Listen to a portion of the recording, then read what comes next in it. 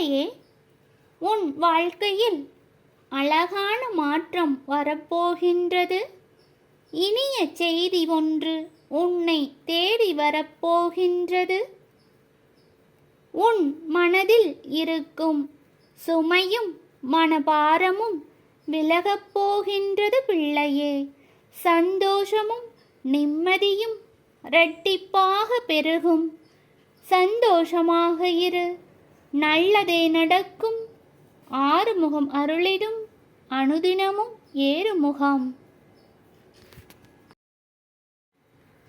நீண்ட நாட்களாக நீ வேண்டிய காரியம் ஒன்று நடக்கவில்லை என்று என்மேல் நீ கோபமாக இருந்து வருகின்றாய் பிள்ளையே. நான் இஷ்ட தெய்வம் அல்லவா?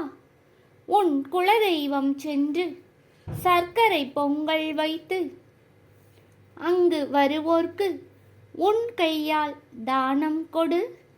தீபம் ஏற்றி வழிபட்டு உன் கோரிக்கையை நீ உன் குலதெய்வத்திடம் முறையிட்டு கூறிவா பிள்ளையே. பிறகு ஒரு வாரத்திற்குள் உனக்கு தடைபட்டு நின்ற காரியம் நற்செய்தியாகவும் உனக்கு சந்தோஷம் தரும் வகையிலும் அமைந்திடும் பிள்ளையே. இது உன் அப்பன் முருகன் வாக்கு. நல்லதே நடக்கும், நல்லது மட்டுமே நடக்கும். ஆறுமுகம் அருளிடும் அனுதினமும் ஏறுமுகம்.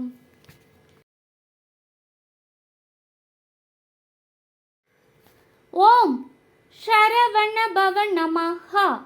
பிள்ளையே, உன் வாழ்க்கையில் எத்தனை இடர்களும் தடைகளும் உன்னை சோதித்து பார்க்க வந்தாலும் உனக்கு ஒரு தீங்கும் நேரவிடாமல் என் வேல் முன்னின்று காக்கும் பிள்ளையே. கந்தவேல் முருகனுக்கு அரோஹரா. கார்த்திகை மைந்தனுக்கு அரோஹரா. பக்தர்களின் குறை தீர்க்கும் பழனிமலை ஆண்டவனுக்கு அரஹரோஹரா.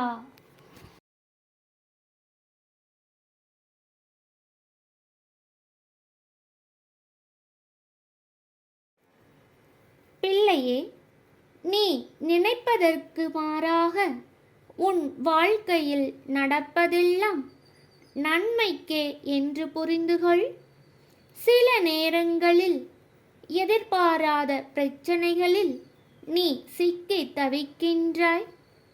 அந்த சமயத்தில்தான் உன்னோடு இருக்கும் உறவுகளின் சுயரூபம் தெரியவரும்.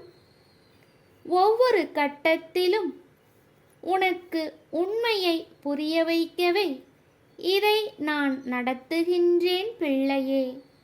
நானே கதி என்றிருக்கும் உன்னை காப்பது என் கடமையாகும்.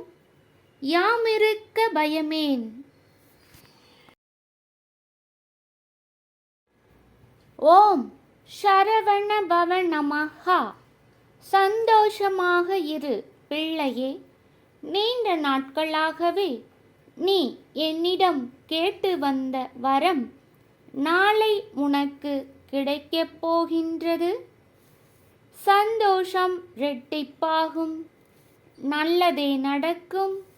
ஆறுமுகம் அருளிடும் அனுதினமும் ஏறுமுகம்.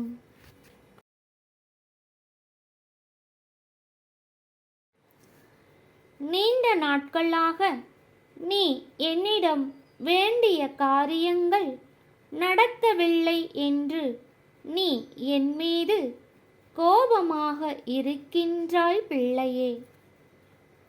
நான் உன்னிடம் சொல்லுகின்றேன், உன் குலதெய்வம் சென்று வழிபட்டு சர்க்கரை பொங்கல் வைத்து தீபம் ஏற்றி உன் காரியங்களை முறையிட்டு கூறிவா.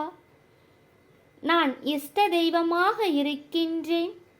உன் குலதெய்வம் வழித்துணையாகவும் உன் காரியங்களை நடத்தி தரும். குல தெய்வமாகவும் இருக்கின்றது அல்லவா? உன் குலதெய்வத்திடம் நீ சென்று கோரிக்கை வைத்து உன் காரியங்களை கூறிவா. அப்பொழுதுதான் முழுமை பெறும் பிள்ளையே. நல்லதே நடக்கும், நல்லது மட்டுமே நடக்கும். வெற்றிவேல் முருகனுக்கு அரஹரோஹரா.